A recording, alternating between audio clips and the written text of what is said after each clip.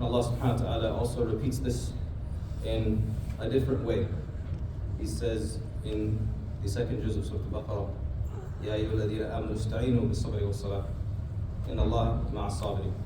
So he repeats this twice. And he is encouraging and commanding us, the believing people, to seek out the help of Allah subhanahu wa ta'ala by two means. By the means of prayer and by the means of bearing patience. And these two things are things that give us, are the tools that we can use to give us the isti'anah of Allah subhanahu wa ta'ala, the help of Allah subhanahu wa ta'ala in anything that we may be going through. Now, as-salah in the Arabic language means prayer, And so it carries the meaning of dua as well. But we say as-salah and dua, we differentiate the two to differentiate the acts of prayer and the act of making dua. The act of actually establishing the prayer and the act of making dua. For these ayat, they contain both meanings. The meaning of calling upon Allah subhanahu wa ta'ala, meaning making dua, and also the act, the physical act of prayer, the physical act of the daily prayers that we do. And these are tools to get the help of Allah subhanahu wa ta'ala. Why? If we talk about dua and calling upon Allah subhanahu wa ta'ala, there's a specific dua or a specific salah, if you will, that the Prophet ﷺ used to teach his companions a lot. The companions, they used to say that النبي صلى الله عليه وسلم كان يعلمنا استخارة كما يعلمنا القرآن. So one of the prayers that the Prophet ﷺ used to teach his companions a lot, and he used to teach them similar to the way he teaches Quran, is the prayer of istikhara. Now, istikhara is something that we pray whenever we have a big decision in front of us. But in reality, we should use this because we should use this for every decision. Not just the huge decisions on maybe if we should take a job, or if we should marry this person, or if we should move to this place. Usually this is what we pray istikhara for. Should I move to this country or this city, or should I marry so-and-so, or should I take this job? Life-changing decisions is what we make istikhara for. But the Prophet ﷺ wouldn't emphasize something so much to be used just once or twice or three times in your life. So we should learn that. Also, praying and calling upon Allah subhanahu wa ta'ala, and as we pray, throughout our prayer, we say certain things that give us the remembrance of Allah subhanahu wa ta'ala, that give us the remembrance of His might, what He can do, and His ability. As we pray, we say Allahu Akbar. We say Allah subhanahu wa ta'ala is the greatest. And when we're in ruku' and sujood, we say Subhana Rabbiyal Azim. We say Subhana Rabbiyal A'la.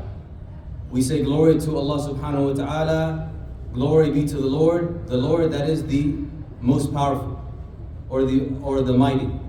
And then we say glory be to the Most High. So these are remembering the names of Allah subhanahu wa ta'ala to give us sakina in our heart, to give us tama'nina in our heart, to give us tranquility, calmness, and worry-free. Because Allah subhanahu wa ta'ala says in the Quran, أَلَا بِذِكْرِ اللَّهِ تَطْمَئِنُّ الْقُلُوبِ. Verily, only through the remembrance of Allah subhanahu wa ta'ala do the hearts find rest. And ultimately, whether it is a decision in our life that has us worried, huge decision or small decision, this is the ultimate goal that we want. And this is the ultimate isti'anah that Allah subhanahu wa ta'ala is, this is the best isti'anah that we could ever get from Allah subhanahu wa ta'ala, the best type of help we could ever get from Allah subhanahu wa ta'ala. The changing of our heart. Having our heart in the moment or in the time of peace. No matter what we're going through. If we're going through times of difficulty and times of ease, if we're remaining, or if we're able to maintain a heart that isn't too saddened by what happens, and isn't too overly joyed by the circumstance, isn't necessarily affected by the circumstance, then we have won. And this is the ultimate goal in life. Because all of us can desire to achieve happiness, but happiness comes and goes with how our hal or our situation is in life. But peace is something that we only get from Allah subhanahu wa ta'ala, and peace is something that remains, no matter through the times of hardship or the times of ease. And Allah subhanahu wa ta'ala, and bi'idhnillah, I'll close with this ayah. And inshallah, if we keep this ayah in mind and we reflect upon this one single ayah, then inshallah we will always be at an advantage, and we will be in a position to remind ourselves to put our hearts at rest and leave things to Allah subhanahu wa ta'ala, and ultimately trust Allah subhanahu wa ta'ala and truly trust Him. You know, don't lose sleep over what you may be going through.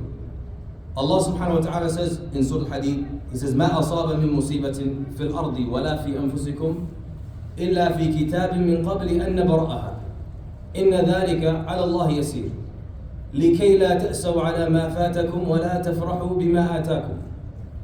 So Allah subhanahu wa ta'ala says in this ayah, He says that a calamity does not strike a person, does not happen to anyone, to ourselves or on the earth. إِلَّا فِي كِتَابٍ مِّن قَبْلِ أَن نَّبْرَأَهَا, except that it is in the book or in the record that Allah subhanahu wa ta'ala has recorded before it even occurred. Before this even occurred, Allah subhanahu wa ta'ala has already recorded in record. إِنَّ ذَلِكَ عَلَى اللَّهِ يَسِيرٌ, and this for Allah subhanahu wa ta'ala is easy. Because Allah subhanahu wa ta'ala, if He wants something to be, it will be. He says, kun fayakun. That's how simple things are for Allah subhanahu wa ta'ala. And Allah subhanahu wa ta'ala tells us the reason why He gave us this information. Why has Allah subhanahu wa ta'ala given us this information that He just told us in this ayah? He tells us in the next ayah, لِكَيْ لَا تَأْسَوْا عَلَى مَا فَاتَكُمْ وَلَا تَفْرَحُوا بِمَا آتَاكُمْ. So that we're not overly saddened by what has missed us and what we have lost. And we're not overly joyful by the things that we get. When we lose something, we're not overwhelmed with sadness because we know that Allah subhanahu wa ta'ala, it's ultimately from Allah subhanahu wa ta'ala, and Allah decides to take and give things as He pleases, and we trust Allah subhanahu wa ta'ala's judgment.